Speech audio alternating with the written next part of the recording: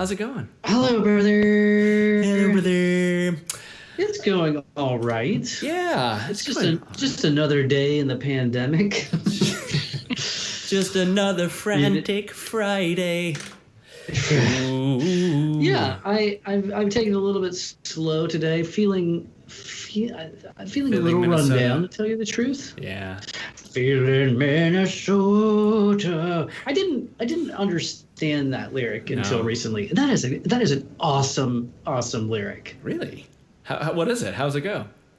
God, crap. What is it? Feeling Minnesota, looking California. Ooh. Feeling Minnesota. Yeah. Like you know immediately what that means, right? It's like I don't know. It means something to me. Anyway, it just sounds cool. God, I love it. Aren't you glad that he's not around to see this? Yeah. That's something I say to Elise a lot. I'm like, aren't you glad Prince isn't around to see this? Yeah, Prince. Prince would actually keep us all entertained if you were on this podcast. He would be in his compound up in Minnesota. Actually, he's feeling Minnesota, man. He was always feeling Minnesota. Definitely looking California. Oh my God, he was looking Mars. Mars. Yeah, feeling a little run down. The hair is starting to grow out to a point that it's definitely been worse than this. Yes. But I'm starting to wonder what my options are. Because can I tell this story? The irony is that you are actually married to a former hair stylist, hair dresser. And it's true. But she has vowed to never cut your hair. Is that true? That is true. Now, this is prior to COVID. Sheltering in place. Mm-hmm. COVID. Yes. Thank you. I like that pronunciation. Mm-hmm. Is this something that, as an aside, is that something that you guys do at your house? Because I have to purposefully mispronounce everything. Right. Like quinoa or melatonin. And I feel like that's something that our dad did. I don't know if you and Lindsay do that, or if you do that to Lindsay, but I do it to Elise all the time. So I think it is definitely something that Dad did. Hors d'oeuvres. I remember that very clearly because I thought that that's actually how you pronounced it for years. But secondly, I can't do that with Lindsay because then she won't really understand what I'm saying at all. Oh, sure. Yeah. Right. Okay. Good. Anyways, COVID. Yes. Hair in the time of COVID. Elise, in a former life, was a hairstylist. She went to school, in fact, at the Aveda Institute. Mm-hmm. And prior to this, she had vowed to never cut my hair because it was too much pressure. She didn't want to mess it up and then feel bad, which, of course, that's only her own pressure. I don't really give a hoot. Right. Now, I'm just like, why don't you take these clippers and just at least buzz the sides, man? I'm starting to get a little jaggedy. Yeah. Lindsay's very excited about cutting my hair more. She's done little trims here and there. And she has her own skills. Oh, yeah. Well, I mean, for dogs, for sure. But how different is it? The big difference so far is I had to tell her to be more gentle because she's used to dogs fighting her, biting her. Yeah. So she has to be kind of rough. Well, then maybe it's not that she should be more gentle. Maybe you should try to bite her. Maybe I should just try to bite her. I should be more angry. You should just be jerking around. Get off me.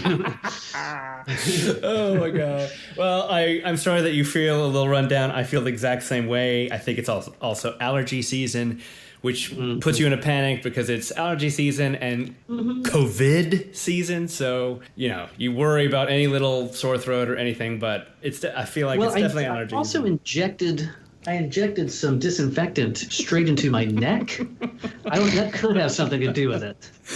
It could. I'm always trying to follow the Tang Emperor's advice. Yes. To literally.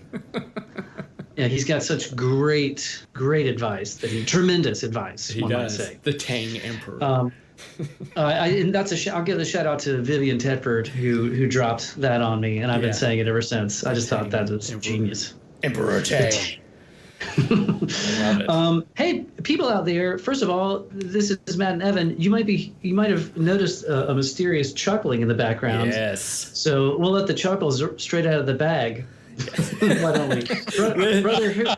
Who's with us today? Well, in our second segment of going the social distance with the BivBros, we have our dear friend, a fantastic artist, a beautiful photographer specifically, but all manner of mediums. Truly one of our best friends. Known him for, dude, is it going on 30?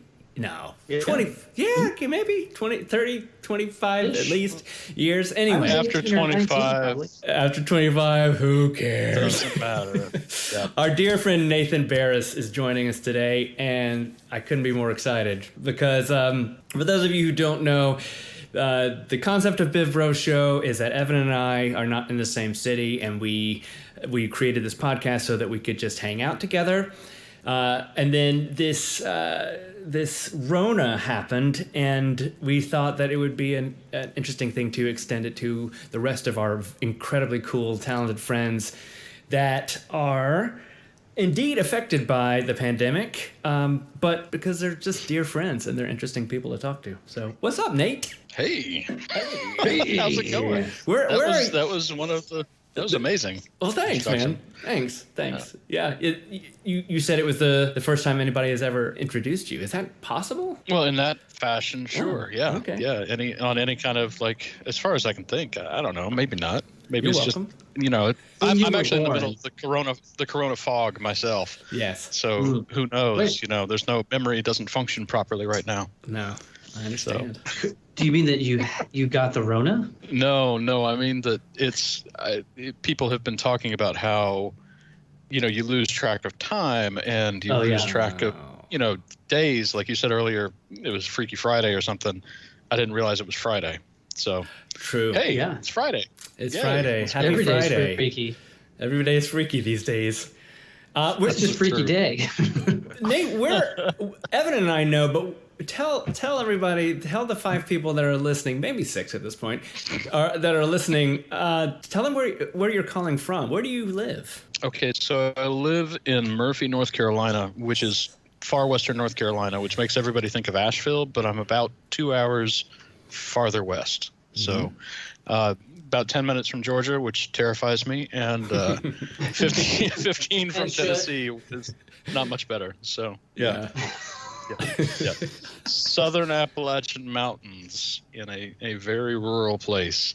You were talking about the Tang Emperor earlier, and my favorite moniker is Lord Dampnut, which is it's What?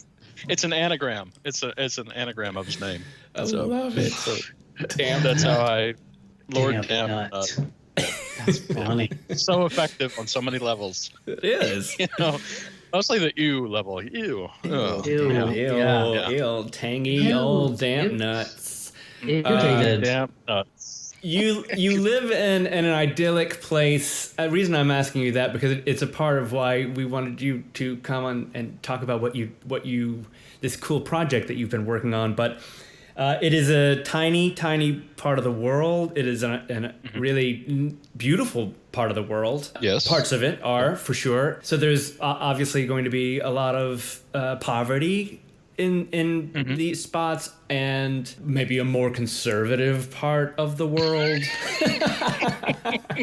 Which I also think is really interesting as it applies to what you do. And we can go ahead and get into that. But so Nathan is a photographer, the wedding photographer for both of us, Evan and me, but also all manner of portrait work. And, well, you tell him, Nate, what is your main photo vibe? So primarily, I'm a wedding photographer. I usually shoot 35 weddings a year, thereabouts. Although that's sort of fallen off in the past couple of years, especially this one. So that's my primary focus. That's how I make my living. And then I love coming on the road with y'all and taking pictures. That's a passion of mine. And By then, y'all, Nate means Yeah. Matt's in my dumbass band, Jump Yeah. Little Children. Rock and roll photog is Yeah. what he said. Yeah. rock and roll photos, they're amazing. It's so much fun. So, and it's nice to have that kind of access. So, Yeah. I mean, it's just, I don't really know what else to say. You know, I like taking pictures that are loosely styled. So if somebody's doing something weird with their neck, I might tell them to turn their head, you know, so, but apart from that, I like to just kind of observe. You're masterful. You're masterful because we have worked with people.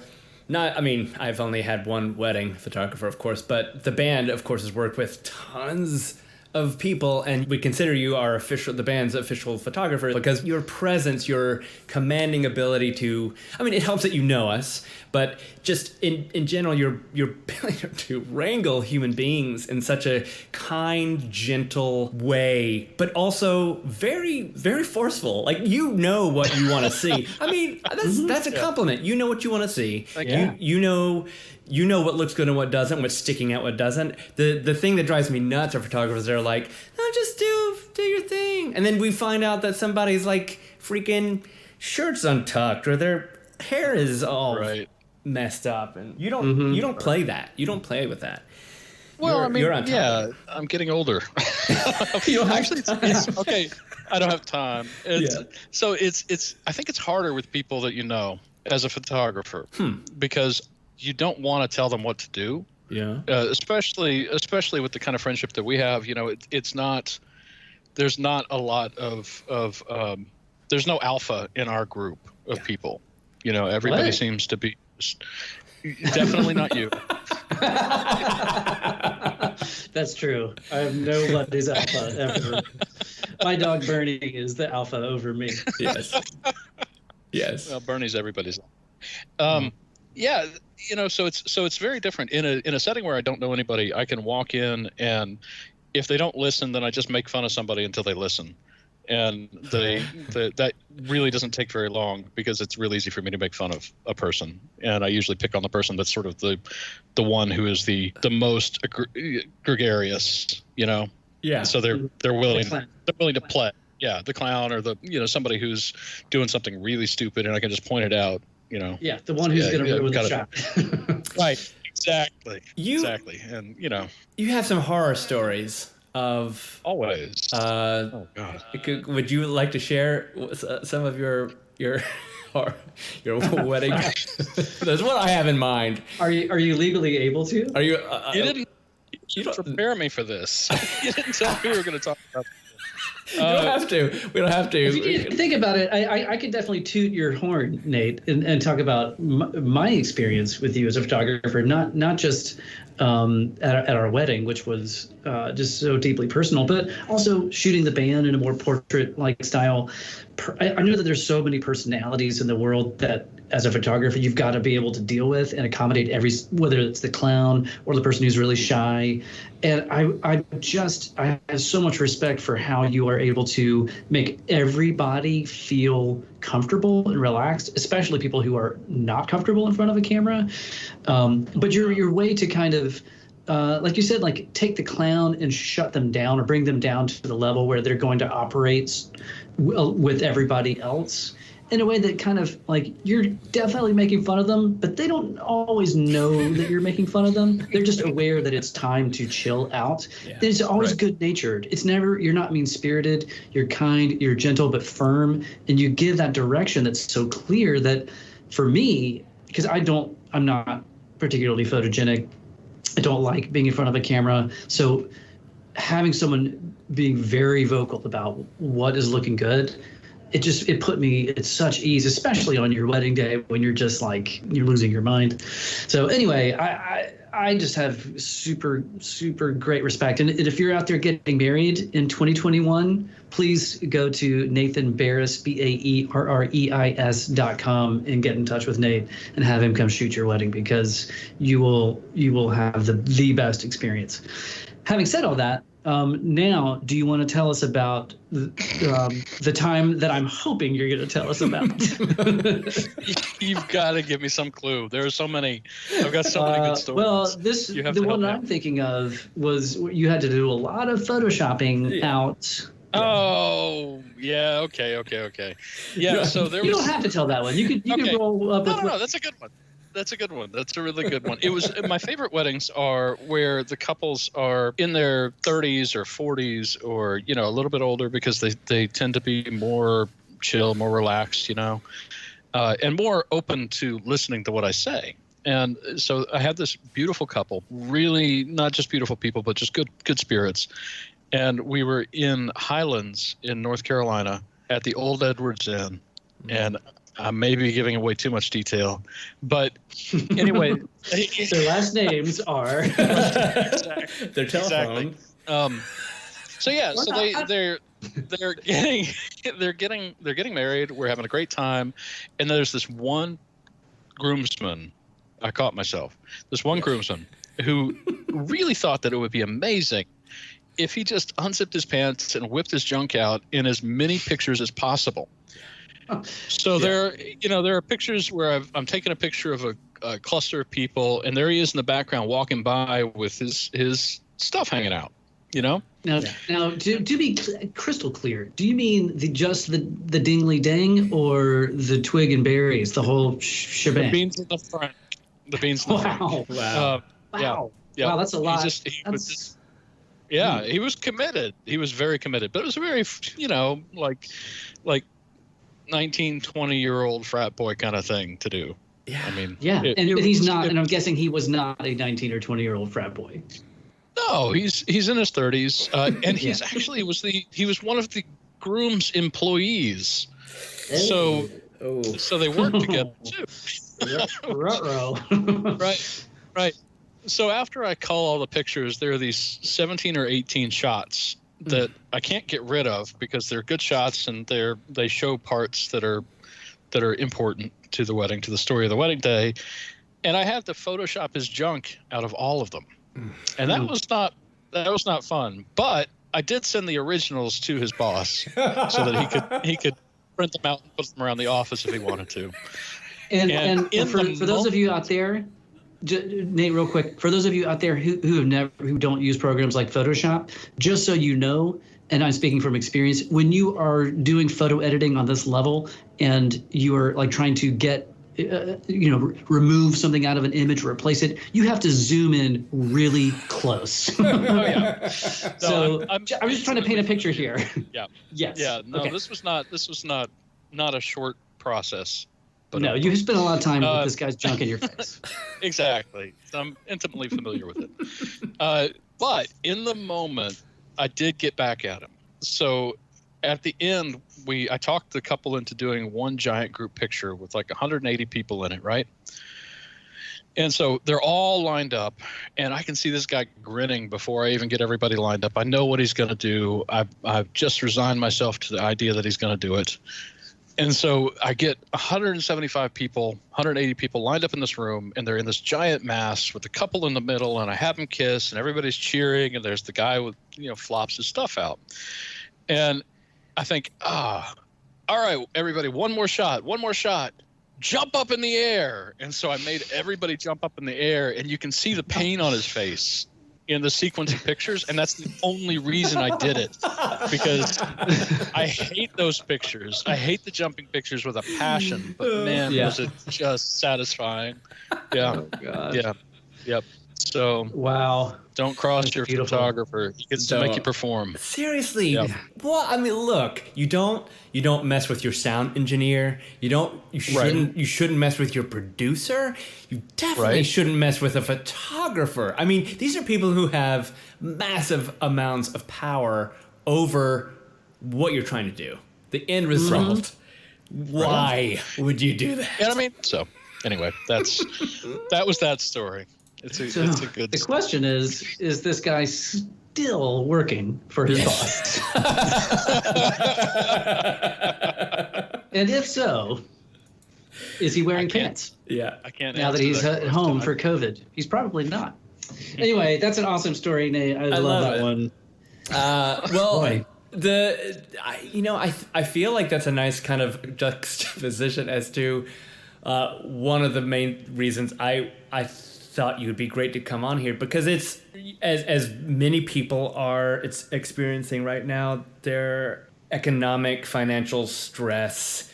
For a lot of our friends that are artists, it is kind of a whoa, like the bottom, the floor drops out, right? Like we talked about it a little bit last week with Allison, just that we're, grateful, we're knocking on wood that our kind of jobs are not immune, but haven't been as affected. But you just mentioned that you've lost a bunch of gigs this year because obviously people are not getting married in public, so that makes sense. Yeah. And I know that was a very, very painful blow to you personally and financially. But what I love about you is that you immediately, it felt like you were like on this amazingly cool art project. You knew you had to get out of like the funk that everybody was going to be in, because otherwise we would just keep reminding each other of being in a funk. Right. Tell people what you've been doing in and around Murphy the last few months. It's so cool. Okay. So I guess I'll start with the wedding part. So I started losing weddings on March 7th, and that's when I closed down the gallery too. And I lost 14 weddings. All the family sessions, everything through. So I don't have anything booked right now until the end of August, which is, that's exciting. But it adds up to about 60% of my annual income. And it's a little rough. And so I did. I spent about a week circling that pit. And I had the idea at the beginning of March, 10th, 15th, something like that, to do the project, which I've seen crop up elsewhere. So people are calling them porch portraits or, COVID portraits or things like that. Essentially, I'm going to people's houses. I call mine shelter in place. And the idea is that I'm driving to people's houses and I'm using a long lens and taking portraits of them, either in their doorway or on their deck or out front in the yard or somewhere distant from me, but doing whatever it is that they do, in their moment. And so far I've photographed 130 people, I think, and about that. Yeah. I've processed and delivered 70 of the sessions. I've got another 50 or so that I haven't processed yet. And I've got over 118, I think, left in the queue to go shoot. Dang. And people are really getting excited about it. It's been a wonderful project. And something that I've found is that it's a way for people to connect, to see each other's faces, to, kind of see their environment and get a sense of what's going on with somebody else from a recent image. And it's been a really powerful thing. It's been great for me because I actually get to talk to people. I don't have a big social life here anyway. Most of the folks in this area are, everyone's just consumed doing their own thing. And I don't gel with a ton of people socially. I don't put a lot of effort into that. So it's been incredible. It's been funny to hear people talk about how, they always thought they were an introvert until they weren't allowed to talk to people. And I think what it really is that we all sort of determine our own levels of interaction, and we have our patterns and we like to do our routines.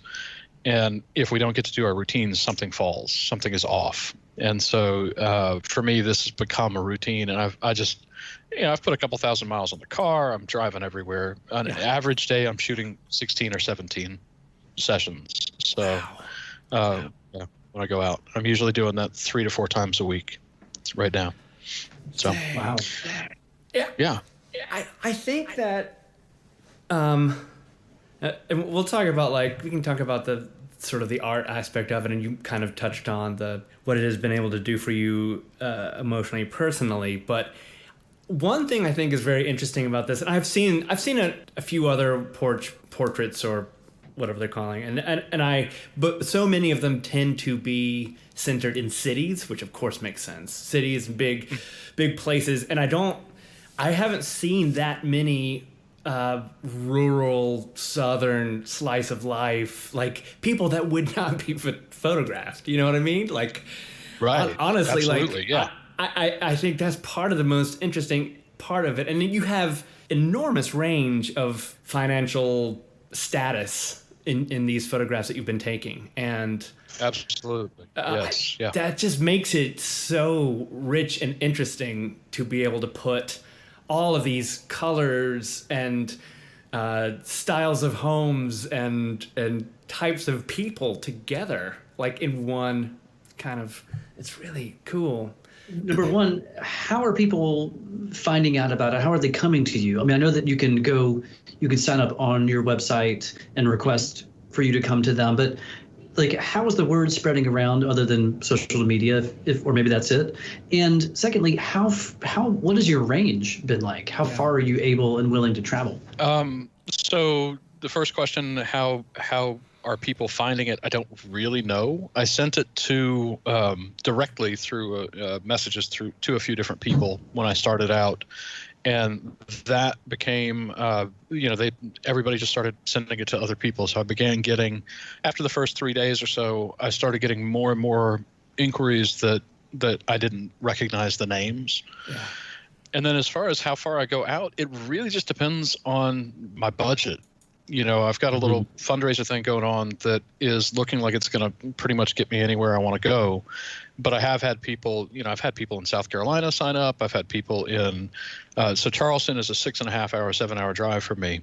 And I've had people in Charleston sign up that want to do it. And if I get enough people and I can afford to, I'll go do it. I do feel like there's geographical limitations to any given show. So if I had enough people doing it, then I would do a show up in Knoxville, for example, or a show in Columbia or Charleston or somewhere in South Carolina. But right now, the bulk of them are within about 60 miles of me here. So I haven't gone farther than that. And I actually figured out how Matt, you were trying to get me to use Airtable, and I never figured that out. But but I did figure out how to drop directly from the form into a spreadsheet and then hook the spreadsheet directly up to a Google map. Good. So when somebody signs up, it automatically populates on the Google map, and it gives me areas so I can sort of draw a circle around a region and say, okay, in this 5 mile region, I'm going to try to get 15 people. Yeah. And, so it's been really useful. But and to reiterate, if we haven't mentioned this before, this was not. We've mentioned fundraisers and stuff, but you this is free. This is something that you started. Oh yeah. Just because you needed a project, you wanted to do it. It was a way for you to deal with this new world, and the reason that you're not turning donations down is for that reason that you just mentioned, is that you would love to get to Charleston. You do need gas money to get there, so any little bit helps. And we'll put in the notes. We'll put the fundraiser and Venmo, so all the information that you'll need if you want to donate to this. But it is cool, and it's some of the best things that come out of just wanting to do something for free. That's just so great. Well, I think the project itself deserves to be done, and that's kind of the, I in speaking to people and trying to reach out to people, everyone that I talk to has the same feelings. Everybody has the cycle of, oh, I'm motivated, I'm going to clean everything, and oh, I'm planting a garden, or I'm potting my plants or whatever. And they go through that cycle of motivation and function, and then depression and dysfunction. Yeah. And I think and we're all hitting all of these cycles all the time. So just seeing other people doing the same thing that you're doing, it's I think the New York phrase is alone together. Mm-hmm. And I really like that a lot. I think that this time, we won't really know how we feel about this time until a year from now. Right.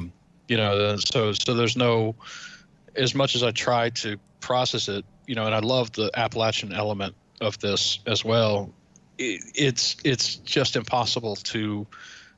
I've reached a point now where I am completely consumed by this.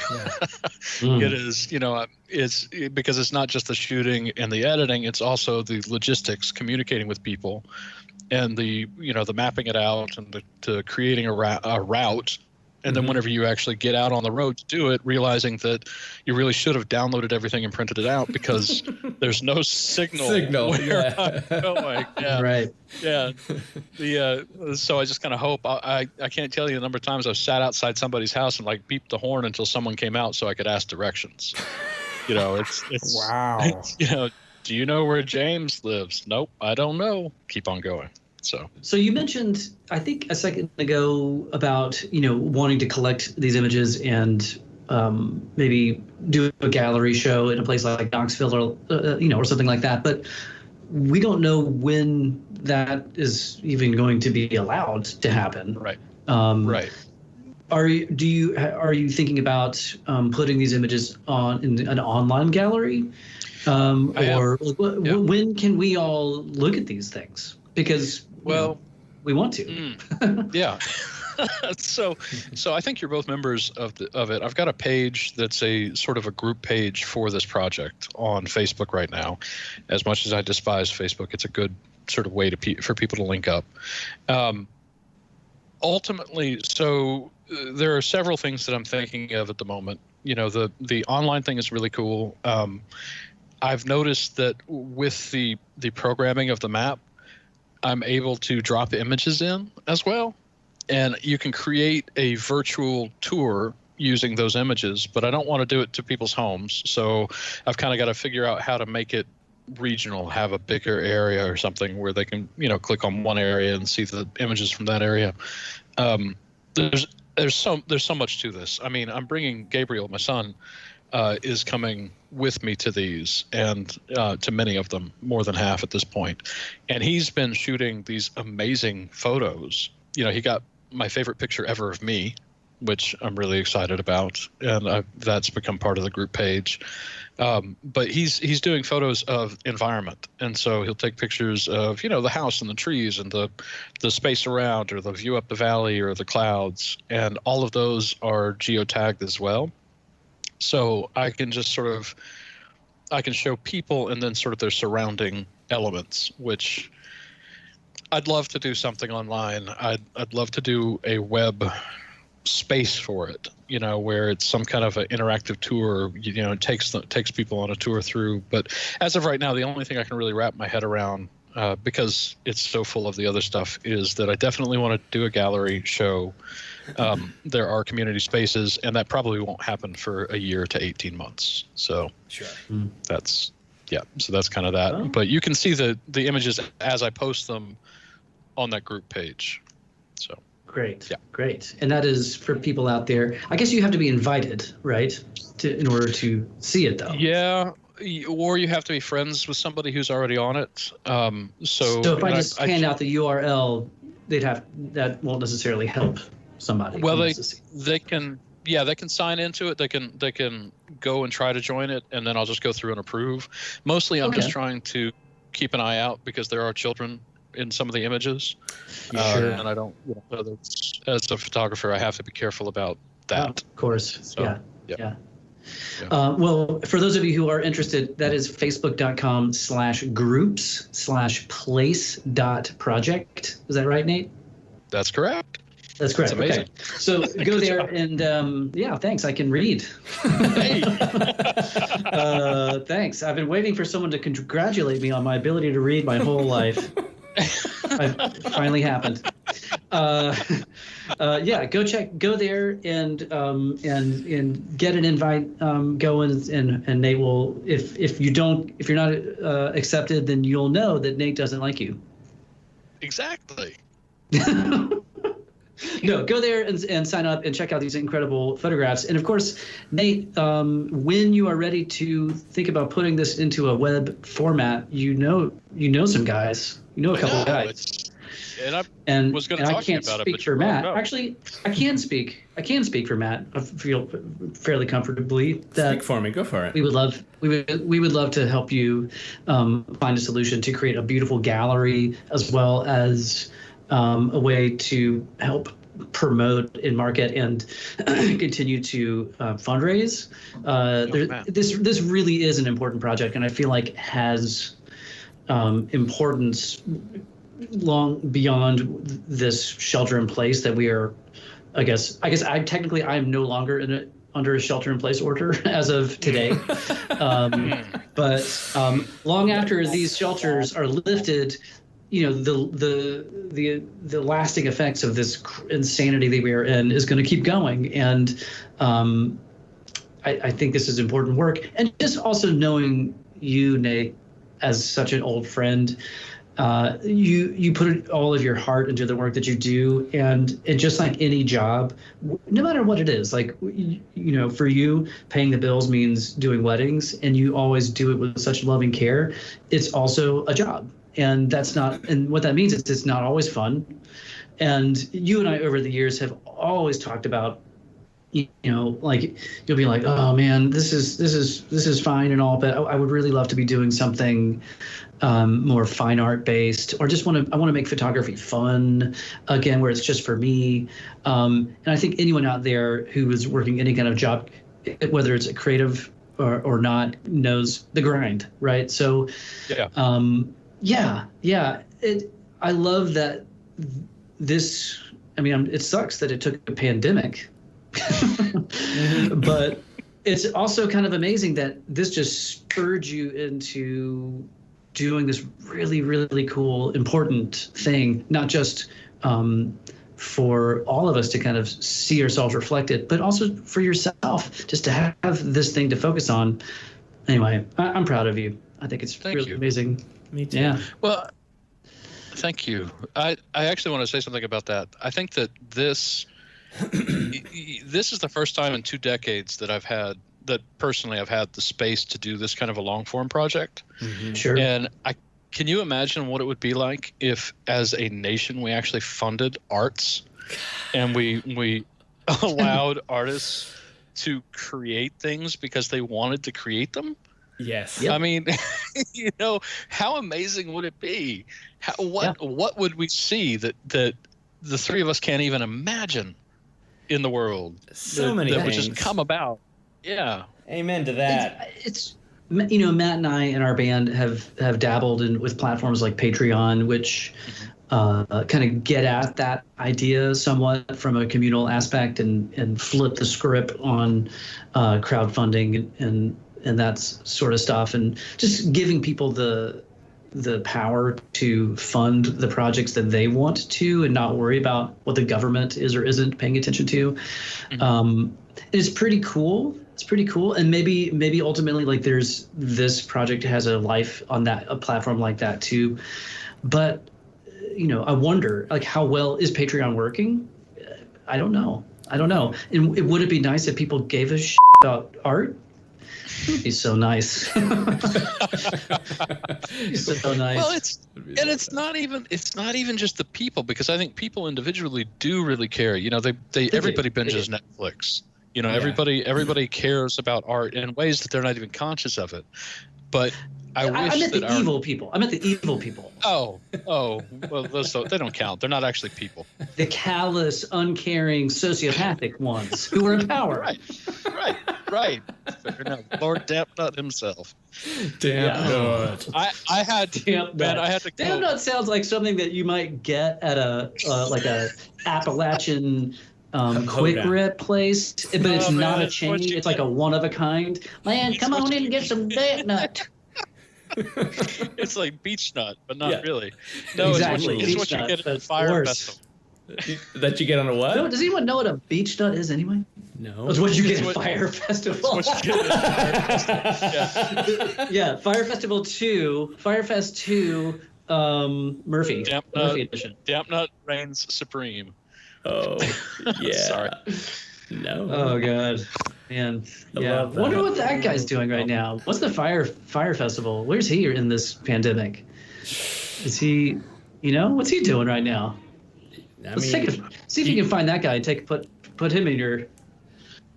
He's eating put him in your portfolio. Some kind of boxed lunch, I'm sure. The leftovers. I hope so. Water. A damp cheese sandwich filled with COVID. Sorry. COVID.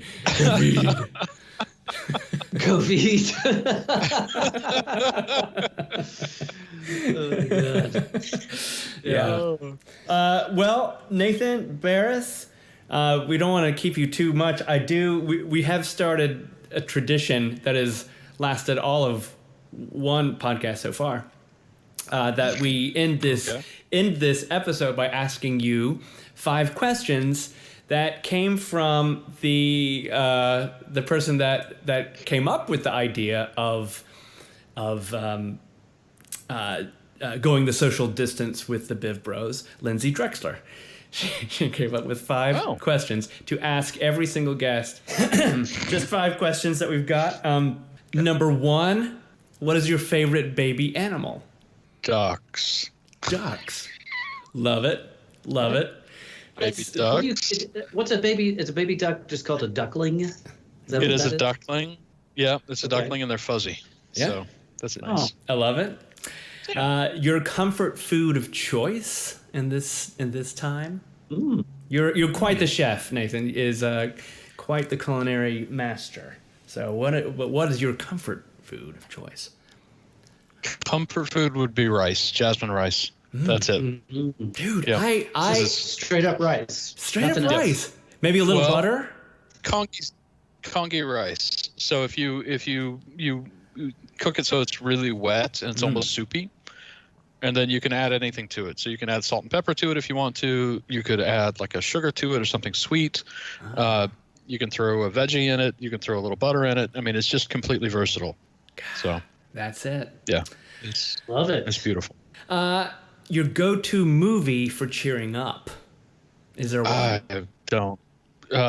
John Wick, I guess. Oh, seriously? Wow, I didn't even know that. I like that series. Me a too. lot. Yeah, Me too. I still Yeah. haven't seen it. We've It's never supposed to be talked great. about it. It is. Wow. It is so dumb and so easy and so cool looking.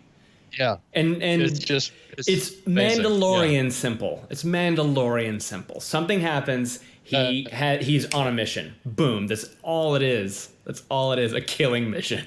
A psychotic. That is a killing mission.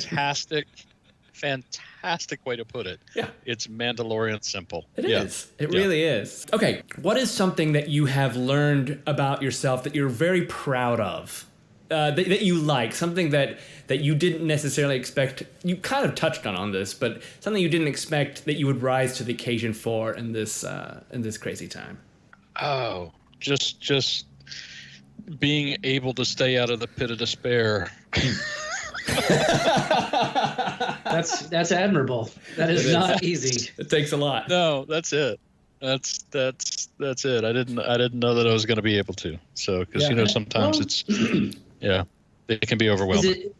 Is it when you have a child, when you have Gabe there, is that one of the things or the thing that keeps you out of the pit? No, I wouldn't say that. He's 14 now. in the pit. No, it's somebody sent me this amazing thing, and it's how it's so great to have a 14-year-old because you no longer have to explain anything to them. They know everything.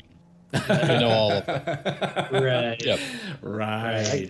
I'm picking up what you're laying down. Yeah, you have to kind of. Gabriel and I have an interesting relationship in terms of we talk about everything. So if I'm down, we'll talk about it, and we'll talk about what I do to get undown, and just the process of talking helps me get out of it. So yes, him being here does help me a lot, but it's really. I don't feel like I have to perform for him. I don't have to put on a show. It's he's got half his genes are mine, and it's absolutely possible that he'll have to deal with this on his own in the future. And so I want him to see what I do, to be open about it, so that it's not as much of a struggle for him. Yeah. If that's the case. I mean, I've already kind of seen it. The hormones are kicking right now. Let me tell you. Oh boy. Yeah. Way, buddy. That's beautiful. That's Yeah. beautiful, Nate. Okay, so the ban is lifted. Everything's lifted. I'm not talking about Georgia. I'm talking about like the real world. What's the first thing you're gonna do? Oh, I have no idea. I have no clue.